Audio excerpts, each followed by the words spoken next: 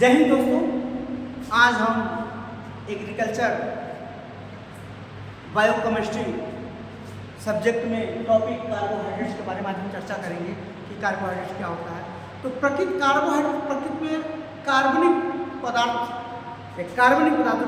कार्बनिक पदार्थ पाए जाते हैं। उनका एक अत्यंत महत्वपूर्ण समूह होता है और ये प्राय वनस्पतियों से प्राप्त होती है। ये भोजन के 2-3 मुख्य अवयव में से एक है और ये आपका जैविक दृष्टिकोण से और औद्योगिक दृष्टिकोण से बहुत ही महत्वपूर्ण पदार्थ है कार्बोहाइड्रेट। प्राचीन काल में कार्बोहाइड्रेट्स को कार्बन का हाइड्रेट्स भी कहा जाता था। और वैसे कार्बोहाइड्रेट्स को सैकराइड्स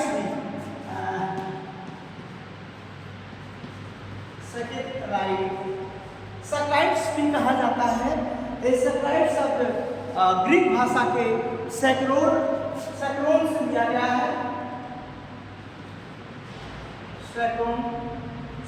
है। जिसका अर्थ होता है शर्करा। तो ये हमारा किसी उत्पत्ति हुई क्या होता है हमने आपको बताया महत्वपूर्णता। और हम इसके जो संगठन की बात करें तो कार्बोहाइड्रेट कार्बन हाइड्रोजन ऑक्सीजन से मिलकर के बना होता है और इसमें हाइड्रोजन और ऑक्सीजन का जो अनुपात होता है वो जल के अनुपात 2:1 के समान होता है। और इसका सामान्य सूत्र CnH2O4 होता है, जहां पे n बराबर कार्बन परमाणु की संख्या होती है। लेकिन सभी कार्बोहाइड्रेट्स इस समान सूत्र के अनुरूप नहीं हो सके, तो इस आधार पे कार्बोहाइड्रेट्स की एक आधुनिक परिभाषा दी गई। वो क्या है दोस्तों कि ऐसा कार्बनिक पदार्थ जिनका जल अपघटन करने पर वो पॉलीहाइड्रोक्सी, एल्डिहाइड या कीटोन के साथ साथ एक असममित कार्बन दे, वो कार्बोहाइड्रेट्स कहलाता है। जैसे फिर से मैं इस परिभाषा को एक बार रिपीट कर देता हूँ कि ऐसा कार्बनिक पदार्थ जिनका जल अपघटन करने पर वो पॉलीहाइड्रोक्सी, एल्डिहाइड या कीटोन के साथ साथ एक असममित कार्बन परमाणु दे, वो कार्बोहाइड्रेट्स कहलाता है। पॉलीहाइड्रोक्सी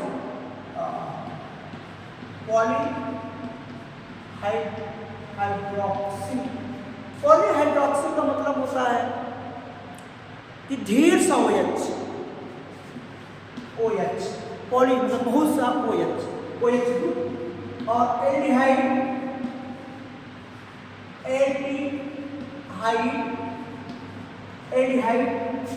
मतलब CHO,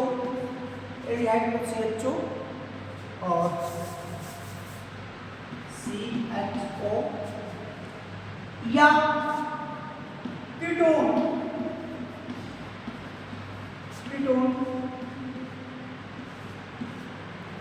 कीटोन और असममित कार्बन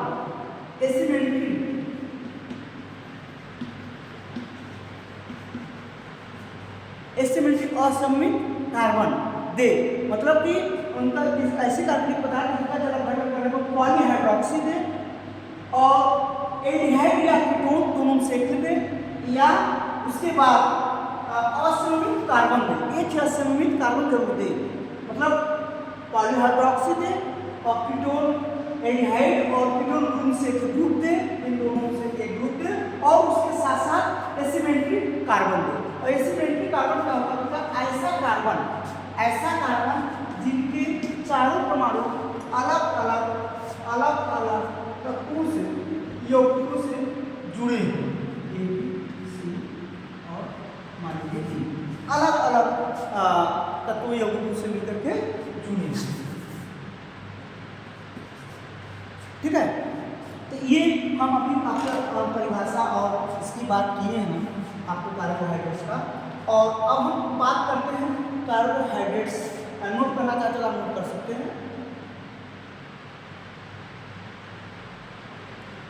हाँ, अब हम आपको इसकी वर्गीकरण के बारे में अगर हम चर्चा करें तो कार्बोहाइड्रेट्स का वर्गीकरण जो होता है दोस्तों, कार्बोहाइड्रेट्स का वर्गीकरण उनके भौतिक गुणों के आधार पे, उनके संकेतता के आधार पे, उनके जल अपघटन के आधार पे हम इनका वर्गीकरण करते हैं। तो कार्बोहाइड्रेट्स का वर्गीकरण, कार्बोहाइड्रेट का वर्गीकरण, classification of carbohydrate, classification of carbohydrate का हम जब वर्गीकरण करें तो पहला हम इनका वर्गीकरण कर रहे हैं भौतिक गुणों के आधार पर, भौतिक गुणों के आधार पर, भौतिक गुणों के आधार पे। तो भौतिक गुणों को पहला हम वर्गीकरण में ये अगर निकाल दें, एक पहला हम निकाल दें भौतिक गुणों के आधार पे। तो भौतिक गुणों के आधार पे जानते हैं कि भौतिक गुणों के आधार पे कार्बोहाइड्रेट दो प्रकार के होते हैं। उसमें से पहला क्या होता है, पहला होता है शर्करा, शर्करा मतलब शुगर, शुगर, और दूसरा होता है दोस्तों अशर्करा, नॉन शुगर, नॉन शुगर, शर्करा और अशर्करा। तो शर्करा क्या होता है कि ऐसा कार्बोहाइड्रेट्स जो जल में घुलनशील हो, जो स्वाद में मीठा हो, सफ़ेद हो, सफ़ेद रवेदार, ऐसे पदार्थ को हम क्या कहते हैं, शर्करा कार्बोहाइड्रेट्स कहते हैं। एग्जाम्पल के रूप में हम लिख देते हैं, सुक्रोज हो जाता है मेरा, सुक्रोज हो जाता है, ग्लूकोज है, ग्लूकोज है, सुक्रोज है, फ्रक्टोज है इत्यादि, ग्लूकोज, फ्रक्टोज, सुक्रोज ये सब। और अशर्करा नॉन शुगर, नॉन शुगर में हम कहेंगे कि ऐसा कार्बोहाइड्रेट्स जो स्वादहीन हो, वो जल में अघुलनशील हो तथा वो क्रिस्टलिक रूप में न हो, ऐसे पदार्थ को हम नॉन शुगर अशर्करा कार्बोहाइड्रेट्स कहते हैं। जैसे इसमें क्या होता है, इसका एग्जाम्पल है स्टार्च, सेलुलोज इत्यादि, ठीक है। और ये क्या होते हैं कि अधिक अणुभार वाले होते हैं, ये कम अणुभार वाले होते हैं। तो दोनों में हमने आपको बता दिया कि भौतिक गुणों के आधार पे कार्बोहाइड्रेट दो प्रकार के होते हैं। एक होता है शर्करा शुगर, शर्करा जो कि स्वाद में मीठे होते हैं, रवेदार होते हैं और सफ़ेद कलर के होते हैं और पानी में घुलनशील होते हैं और कम अणुभार वाले भी होते हैं। और ये अशर्करा क्या है, नॉन शुगर क्या है, ये पानी में अघुलनशील होता है, स्वादहीन होता है, रवेदार नहीं होता है और रवेदार होता है, ठीक है, और उच्च अणुभार वाला पदार्थ होता है, होता है। और दूसरा का अगर हम वर्गीकरण की बात करें तो अगर दूसरे की वर्गीकरण की बात करें भी हम एक भौतिक दूसरा होता है जल अपघटन का बात करें, जल अपघटन के आधार पर, जल अपघटन मतलब हाइड्रोलिसिस, हाइड्रोलिसिस के आधार पे। तो हाइड्रोलिसिस के आधार पर कार्बोहाइड्रेट्स तीन प्रकार के होते हैं दोस्तों, कार्बोहाइड्रेट्स ये तीन प्रकार के होते हैं दोस्तों। पहला होता है मोनोसैकेराइड्स,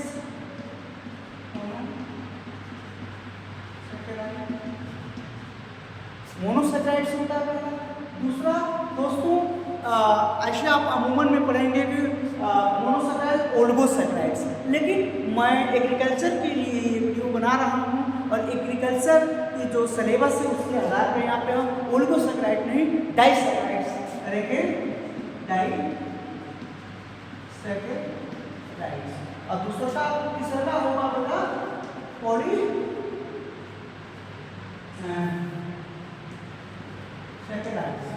दूसरा का होगा पॉलीसैकेराइड, मतलब मोनोसैकेराइड, डाइसैकेराइड और पॉलीसैकेराइड। हमने आपको बताया कि डाइसैकेराइड में इसलिए लिख रहा हूँ कि हम एग्रीकल्चर के जो सिलेबस उसके आधार पर मैं आपको बताऊँ। तो मोनोसैकेराइड्स, अब हम बात आती है मोनोसैकेराइड्स। तो मोनोसैकेराइड्स एक ऐसा कार्बोहाइड्रेट्स है जिसका आप और सरल अणुओं में इसका हम इसको तोड़ नहीं सकते, अर्थात हम ये भी कर सकते इसका हम हाइड्रोलिसिस नहीं कर सकते, ये अपने सूक्ष्म अणुओं में छोटे अणुओं में ही रहता है। जैसे कि हो गया आपका एग्जाम्पल में ग्लूकोज, फ्रक्टोज, ये सब glucose, glucose, fructose, glucose, fructose, lactose इत्यादि, इनका हम जल अपघटन नहीं कर सकते, अर्थात उनको और सरल अणुओं में हम नहीं तोड़ सकते, वो मोनोसैकेराइड्स के कहलाते हैं। और इनका जो समान सूत्र होता है, इनका समान सूत्र होता है CnH2n H2O, CnH2O का मोल n, इसका समान सूत्र होता है। और डाइसैकेराइड्स की मैं बात करूं तो डाइसैकेराइड्स ऐसा कार्बोहाइड्रेट जिनका जल अपघटन करने पे वो दो मोनोसैकेराइड्स के अणु दे, वो डाइसैकेराइड्स कहलाता है। मैं फिर से बताऊं कि ऐसा कार्बोहाइड्रेट जिनका जल अपघटन करने पे मोनोसैकेराइड्स के दो अणु दे, वो क्या कहलाता है, आपका डाइसैकेराइड्स कहलाता है। जैसे एग्जाम्पल हो गया सुक्रोज, सुक्रोज हो गया, लैक्टोज हो गया, माल्टोज हो गया,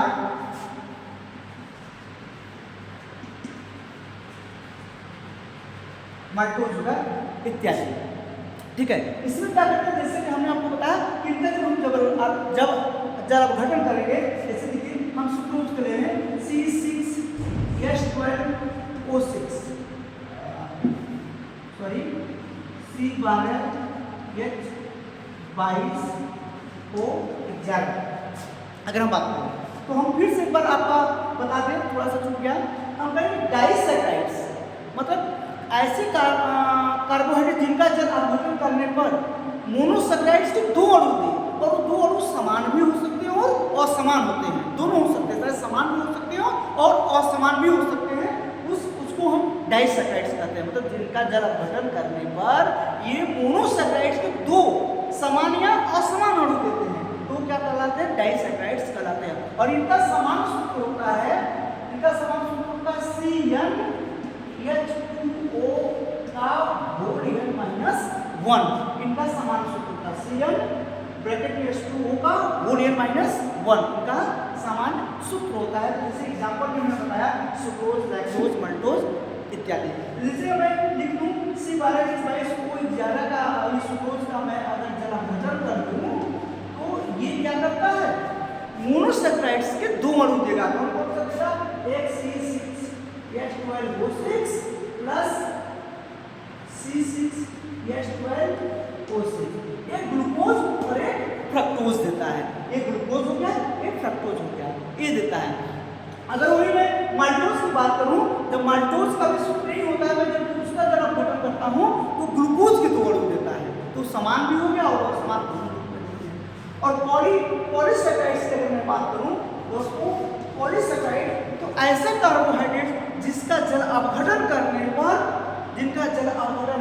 पर वो मोनोसैकेराइड्स के ढेर सा अणु दे, मतलब मोनोसैकेराइड्स के ढेर सा समान या असमान अणु दे सकता है, और ढेर सा मतलब लगभग 100 के ऊपर देते हैं, तो पॉलीसैकेराइड्स कहलाते हैं। जैसे आपका एग्जाम इनका समान सूत्र मैं बता दूं, इनका समान सूत्र होता है C6H5O10, सॉरी होता है C6H10O5 का n, ये इनका समान सूत्र होता है। एग्जाम्पल में अगर मैं कहूँ तो इनका एग्जाम्पल होता है आपका सेलुलोज होता है और स्टार्च होता है, ग्लाइकोजन होता है, इसके एग्जाम्पल। तो मैं आपको आज दोस्तों एग्रीकल्चर के बायोकेमिस्ट्री सब्जेक्ट के टॉपिक कार्बोहाइड्रेट्स बाद में चर्चा किया। मैंने आपसे बताया कि मैं फिर से रिपीट कर दे रहा हूँ कि मैं आपको बताया कि कार्बोहाइड्रेट्स प्रकृति में पाए जाने कार्बनिक पदार्थ का एक अत्यंत महत्वपूर्ण समूह है, जो कि प्राय वनस्पतियों से हमें प्राप्त होती है, और ये भोजन के 3 मुख्य अवयव में एक है, और एक जो है कि जैविक और औद्योगिक दृष्टिकोण से बहुत ही इम्पोर्टेंट्स है। और मैं अगर मैं कार्बनिक संगठन की बात करूँ कि क्या क्या मिलकर के बने होते थे, कार्बन हाइड्रोजन ऑक्सीजन से मिलकर के बने होते हैं। कार्बन हाइड्रोजन ऑक्सीजन में इनके कार्बोहाइड्रेट्स में जो हाइड्रोजन और ऑक्सीजन का अनुपात होता है वो जल के अनुपात 2:1 के समान होता है मित्रों। और इनका जो समान सूत्र होता है CN H2O का होल n होता है, जहाँ n बराबर कार्बन परमाणु की संख्या होती है। परंतु सभी कार्बोहाइड्रेट्स इस समान सूत्र के अनुरूप नहीं हो सके, इसलिए इनका एक आधुनिक परिभाषा आया। वो आधुनिक परिभाषा में कहा गया कि ऐसा कार्बनिक पदार्थ जिनका जल अपघटन करने पर वो पॉलीहाइड्रोक्सी एल्डिहाइड या कीटोन के साथ साथ एक असममित कार्बन परमाणु दे तो कार्बोहाइड्रेट्स कहलाता है, जैसे मैं आपको बताया। और इनके अगर वर्गीकरण की मैं बात करूं दोस्तों, तो इनके वर्गीकरण में इनका जो वर्गीकरण किया जाता है वो इनके भौतिक गुणों के आधार पे, इनके जल अपघटन के आधार पे इनका वर्गीकरण किया जाता है। और मैं उसमें आपका मैं भौतिक गुणों के आधार पर अगर मैं वर्गीकरण करूं तो भौतिक गुणों के आधार पर इनका जो वर्गीकरण है वो उसमें आपका दो प्रकार के होते हैं, एक शुगर एक नॉन शुगर। तो शुगर वाले में क्या होता है, मतलब शर्करा, वो क्या होता है कि ये जल में घुलनशील होते हैं और मीठे स्वाद में मीठे होते हैं और रवेदार होते हैं और कम अणुभार वाले होते हैं। और वही मैं अशर्करा नॉन शुगर की मैं बात करूँ तो ये जल में अघुलनशील होते हैं, स्वादहीन होते हैं और ये अरवेदार होते हैं तथा ये उच्च अणुभार वाले पदार्थ होते हैं। उसके बाद अगर मैं दूसरा ए हो गया बी ग्रुप में जल अपघटन के आधार पर अगर मैं इनका जल अपघटन के आधार पर मैं इनका अगर वर्गीकरण करूँ तो ये तीन प्रकार के होते हैं मित्रों।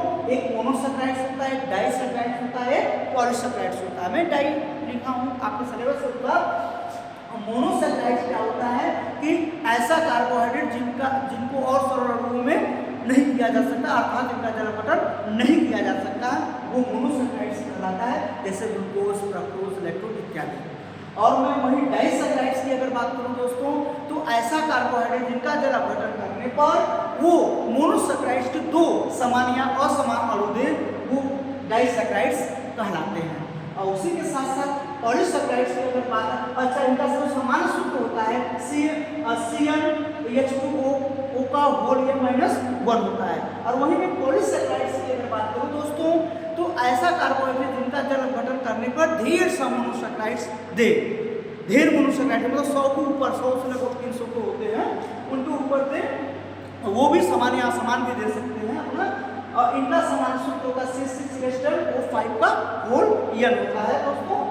और एग्जाम्पल अगर मैं इनके एग्जाम्पल की बात करूं तो ये इनके एग्जाम्पल क्या जाएंगे, मोनोसैकराइड्स के एग्जाम्पल में सुक्रोज, फ्रक्टोज ये होते हैं, डाइसैकराइड में मोनोसैकराइड में ग्लूकोज और फ्रक्टोज होते हैं, और डाइसैकराइड में सुक्रोज, लैक्टोज, माल्टोज हैं, और पॉलीसैकराइड में स्टार्च हैं, सेलुलोज है और ग्लाइकोजन है, ये सब हैं। और उसके बाद इनके बाद जो मोनोसैकराइड्स हैं, मोनोसैकराइड्स का फिर वर्गीकरण किया जाता है। इनके क्रियात्मक समूह के आधार पर मोनोसैकराइड्स को दो भागों में विभक्त किया जाता है। दो प्रकार के मोनोसैकराइड्स होते हैं क्रियात्मक समूह के आधार पे। पहला है आपका एल्डोज, ऐसा मोनोसैकराइड्स जिसमें CHO group aldehyde group present रहता है, वो एल्डोज मोनोसैकराइड्स कहलाता है। एग्जांपल में के तौर पे C6H12O6 ग्लूकोज, मैं ग्लूकोज की बात करूं तो C6H12 ग्लूकोज होता है। ग्लूकोज जो होता है एल्डिहाइड मोनोसैकराइड्स होते हैं, क्योंकि इसमें एल्डिहाइड समूह प्रेजेंट रहता है। इनका समान सूत्र अगर मैं करना चाहूँ CHOH का होल n, मतलब जब बार हो तो आपका मतलब 4 कर लीजिए, और CH2OH ये 4 है, क्योंकि 6 ग्लूकोज की मैं बनाया तो 4 ये 5 H, ये इसका समान सूत्र हो गया, इसका समान संरचना हो गई इसकी आपका एल्डोज मोनोसैकराइड्स की। दूसरा क्या है, अगर मैं दूसरे की बात करूं तो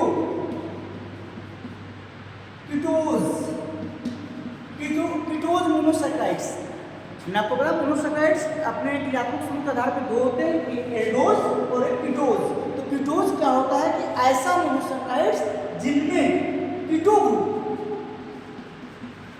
ग्रुप प्रेजेंट हो वो क्या कहलाता है? कीटोज मोनोसैकेराइड्स कहलाता है।